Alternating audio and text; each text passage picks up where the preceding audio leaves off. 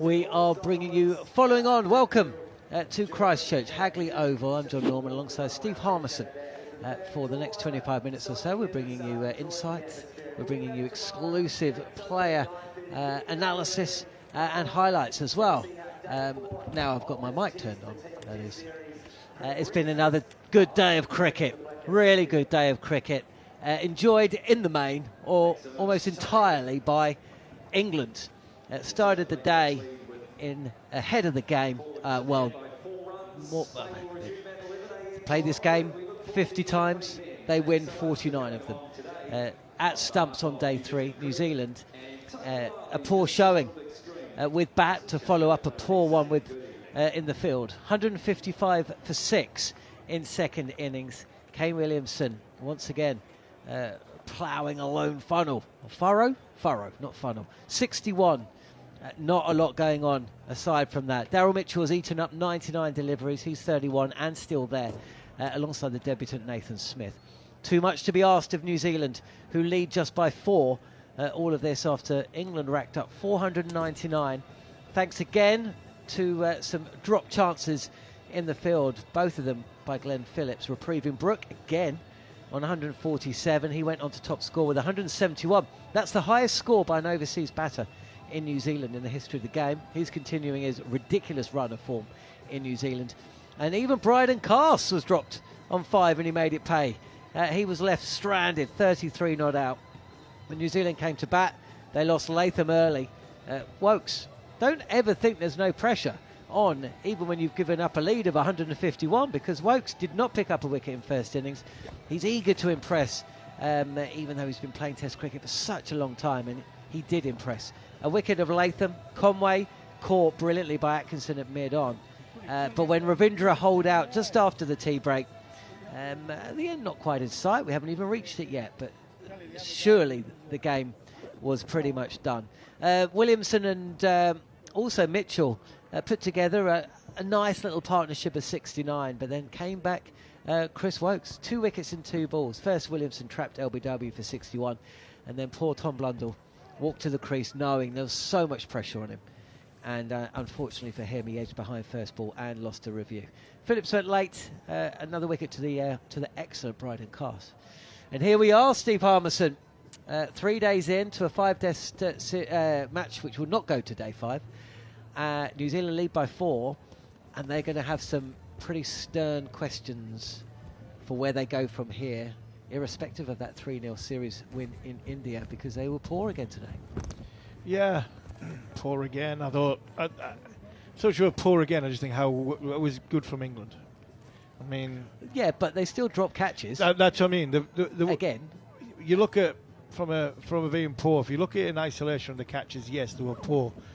I mean, I can't sit here and criticise New Zealand's bowlers. I think they're running everything, running and give everything.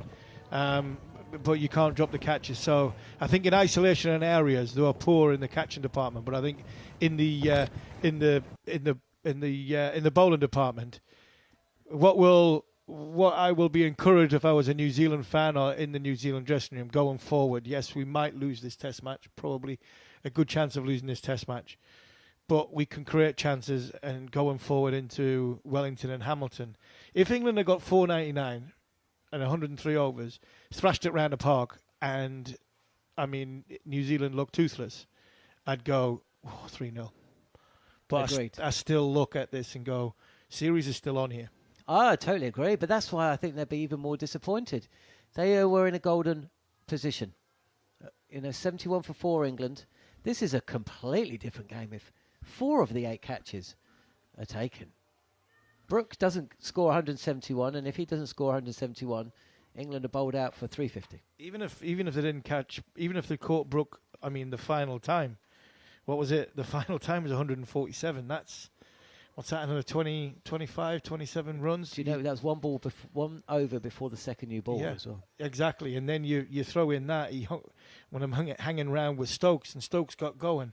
That partnership would have been sort of 40 short. New Zealand don't concede a 150 lead; they concede a 70-run lead, and then Williamson and Ravindra get in and they go past England. So with that, like I say, I think this series is nicely poised. England are going to win the first Test match, and rightly so. They've played the better cricket, and they've created the better chances. They haven't created more chances. New Zealand have created more chances than England, but they've played the smarter cricket. They've identified situations. I think led properly by Ben Stokes. I look at the two leadership elements to it and go, I could understand what England were doing. Every single time I looked out on that grass field today, John, I knew exactly of England's plans. Not so sure I did under, not so much under Tom Latham or what New Zealand were trying to do, probably largely down to the fact they dropped catches. I think I knew England's plans when they were batting as well. Yeah, but and do you think? I knew that Daryl Mitchell was trying not to get out. Yeah. I thought Ravindra was too aggressive. I could see what Williamson was doing. I'm not sure Conway knows quite. Yeah, doesn't know he's off stump, is it? No, he doesn't. And Blundell looks really, really short of confidence. I agree with you. I would have sent Phillips in ahead of him. Here's one. I'll ask you a question. You mentioned England's batting there. You report on England at home. You've seen England play, the last 15, 20 times under Ben Stokes and Brendan McCullum. I mean, you mentioned there you knew England's plan. That was a more, I wouldn't say conservative England, but I think that was a more respectful to the bowler England. It wasn't gung-ho. It wasn't, hold on, we bowled two maidens here and England looked like losing a wicket. England were, I thought, very calculated in how they batted rather than at times under Stokes and McCullum. You just think, I mean, is there a plan here? Are they rudderless? Are they reckless? I thought this was a little bit more of a reserved England. Yeah, I would go with that.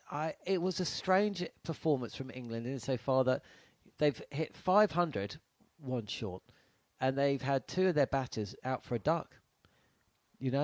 And obviously Bethel on debut as well. So 3 of their top 6 haven't scored a run between them, pretty much. Duckett played as Duckett always plays. Actually, yeah, I think even he played a little bit more defensively than normal.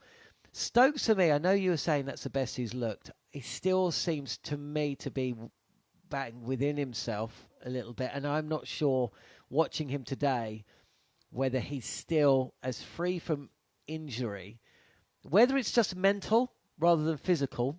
He didn't appear to me to be quite where England fans will hope he will be at the end of this series and moving on into 2025.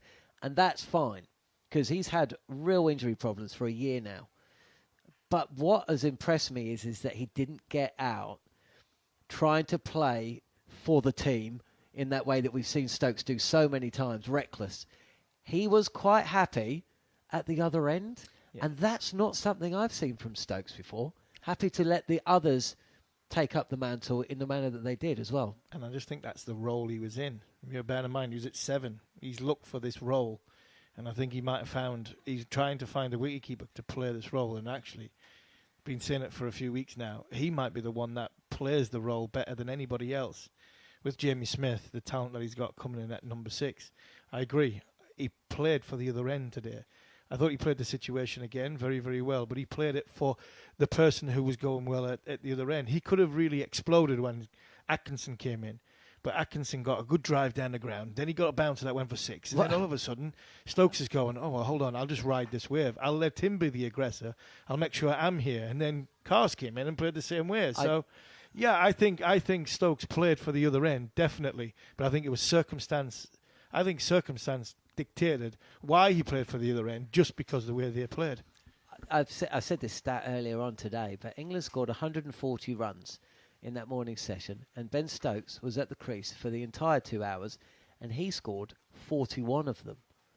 That is unheard of. But he does that, though. I mean, can you remember batting? It's not criticism, by the way. Yeah, no. I'm just saying, like, Gus Atkinson, I thought, batted like a king. He did.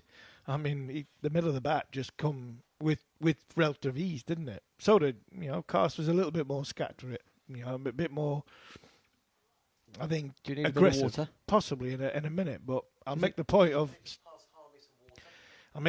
Stokes again. Many, many times. You think of Headingley 2019, he batted all that sort of 2.5 sessions for next to nothing. Yeah, but he faced a lot. He faced a lot of balls. He likes to get in. And that's the thing with Stokes today. I don't know how many balls he faced, but I don't know how many overs there were. We've lost a lot of overs today. Neither side really bowled particularly quickly. But that's what I just found, 146. 146 deliveries he faced in that first session. Out of how many? I'm trying to work out the maths. He faced 146 in total. 146 in total. For 80. Yeah, I really found that quite interesting. Whether I should have found it quite as interesting as I did, I'm not sure. Brook, 171. I'll give New Zealand a tip here. This is a guy that scored 250s on debut, not 250s in his first test in New Zealand, 180 odd in his second test in New Zealand. He scored 170 in his third test in New Zealand. Don't drop Brook when he's on 18, 41, 70, 108 and 147. And New Zealand can have that one for free. Yeah, but if you drop somebody, I think the last one he looked to the heavens and said thank you again. He just laughed, didn't he? He just laughed. Yeah, but you can't drop anybody 5 times, let alone a player as good as Harry Brook. He will make you pay. And he did. Take out that innings, and it's a 1 innings game pretty much. New Zealand haven't got a prayer, have they? They've got Matt Henry, Tim Southey, William O'Rourke to come in. Nathan Smith on debut will come back tomorrow. Daryl Mitchell, we know he kind of gets under the skin of the oppo at times, and you can kind of see why. He's out there, and what you would appreciate from a New Zealand perspective, it's over his dead body stuff, right? That's how he goes about things. He's got his method. He sets his stall out, eases his way into the game. He plays at his own pace. New Zealand need more of those. They need more of that kind of attitude, I would suggest, within their top 7. He backs himself. The runs actually haven't been there for Daryl Mitchell for the last year and a half. He hasn't scored a century in nearly 2 years. But I think Ravindra could do with that. I think that exactly. I think Ravindra gets that. Yeah. And he's the heir apparent to Kane Williamson. Exactly. I think if he's got that sort of fight dog determination in him, that's the difference. I don't want to sound like Darren Lehman. That's the difference of taking Rachin Ravindra to the higher echelons of, the next generation of talented young players who can take over from the Smiths, the Kohlis, the Roots, the Williamsons of this world. The sloppy way he got out today and on day one, I think is something he will need to learn going forward, and he's what is going to be a very, very good Test match career. We should also point out that Daryl Mitchell got out in exactly the same way as Rachin Ravindra in first innings. Let's hear from Harry Brook, who's been speaking with talkSport's Scott Taylor. Harry, well batted. Just sum up the day's play for us.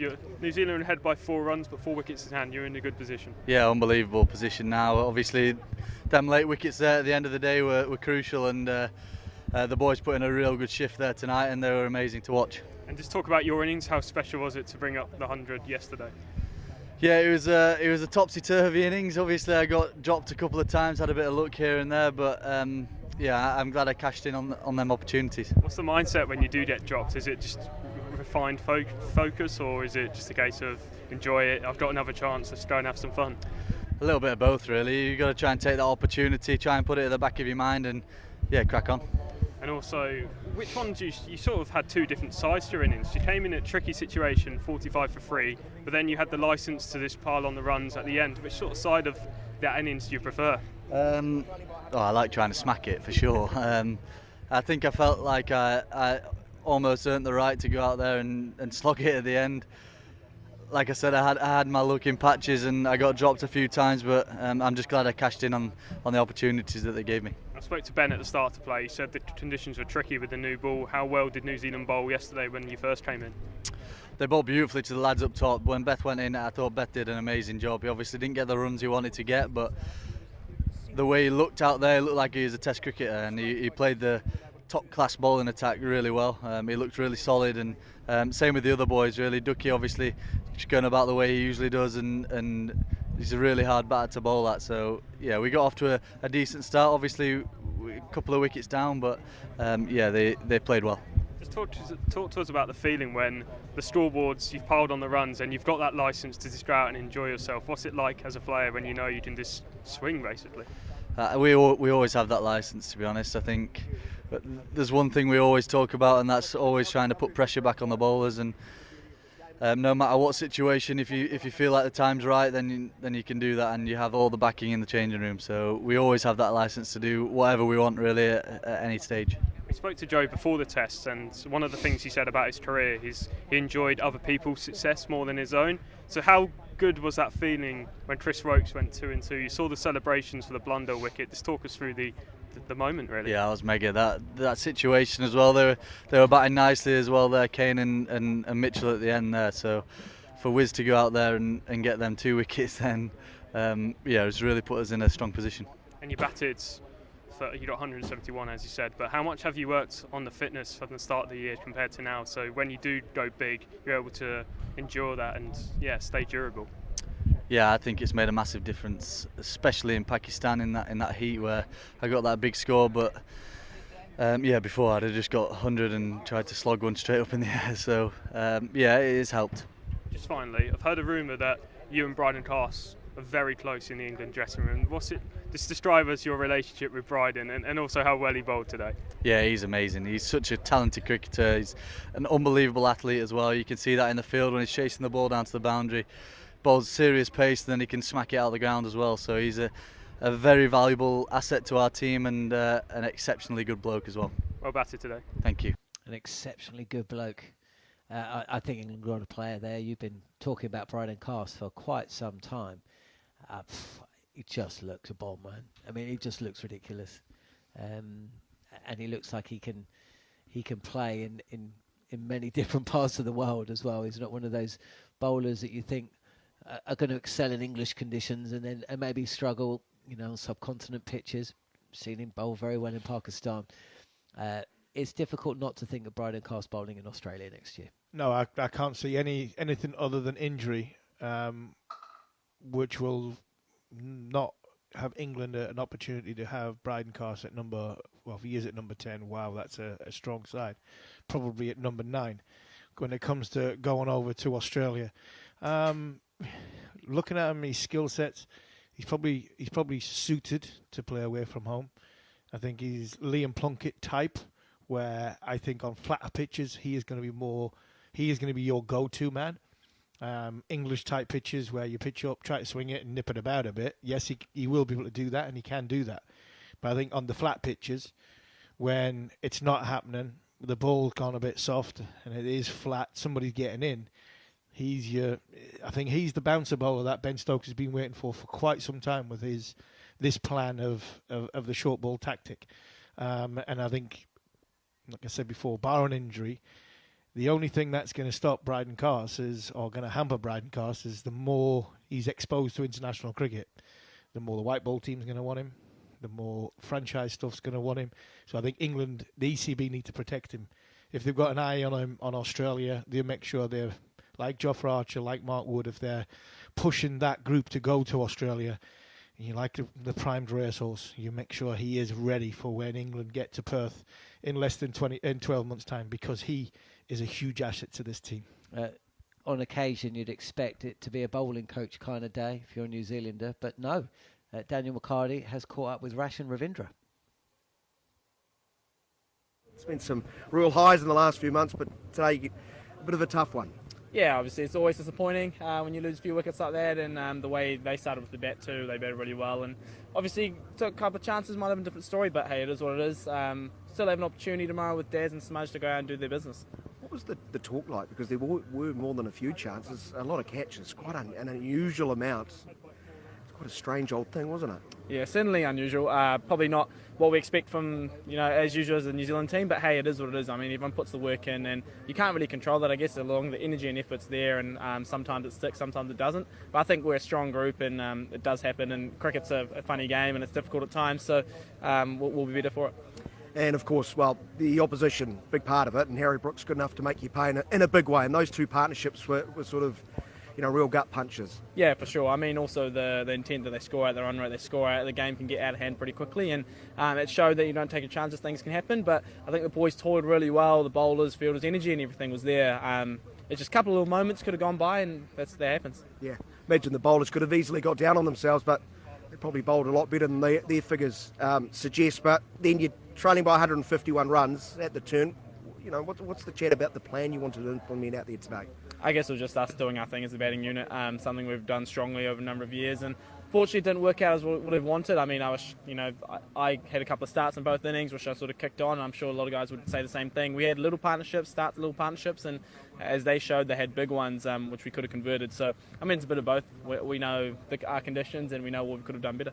Yeah, that's a good point, isn't it? You get starts, there were the semblances of partnerships. Yeah. And frustrating, I guess, you haven't been able to turn that into a genuine game-changing. For sure. I mean, you look at, I think me and Kane had a 60-run partnership first innings. Daryl had similar with Kane, and even me with Kane here. We started building something nicely, and then I got out. Obviously, like as a team, you want to lean on each other and hopefully get those partnerships that build you to higher scores. And look, England bowled really well. Their plans were great, and I think they stuck at it too. So we can't really, we've got to give credit to them too. But yeah, I mean, that's cricket, right? You work with each other, and hopefully you're able to build on a little more next time. And you knew it was going to happen. They were going to take their catches, and then they get a couple of close LBWs, which are umpires call. It's the beauty of this game. It's the pain of this game. It's probably not 155 for 6 wicket, though. It looks like it's playing quite well out there.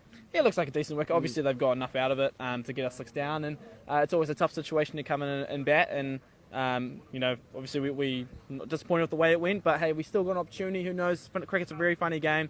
Smudge, very good batter too, and Daz showed his class out there tonight. So hopefully these boys can build a big partnership, and you know what can happen. Daryl's quite the fighter. He quite liked the situation, won't he? Yeah, I love having Daryl in the team. I think not just him as a person, but also his fighting, his character, and the way he goes about his business was a pleasure to watch. And I think in these situations he thrives in. I mean, like those tests in England, I remember he got 300s in a row in all tough conditions and tough periods. So hopefully, like I said, you never know, and hopefully he can keep fighting tomorrow. Rachin, appreciate your time. Go rest up. No worries, Daniel. Thank you. Always got to be a smudger, don't there, in any sports team? I like that. I thought that was a really good interview. For a player, a team who was struggling, I thought it was a really, really refreshing interview. Good on you for coming out, fronting up, played a poor shot, said they had a couple of partnerships. Give England some credit. Yeah, very, very, well done for coming out and fronting up. Good stuff. Look, we'll be back tomorrow. We had a painful start to proceedings, but the hospitality of the New Zealand media and the venue staff here and everybody surrounding New Zealand cricket came to our aid. And look, stop taking it so personally, guys. These things do happen, but we do appreciate the work that's gone in behind the scenes to try and get us back up and running.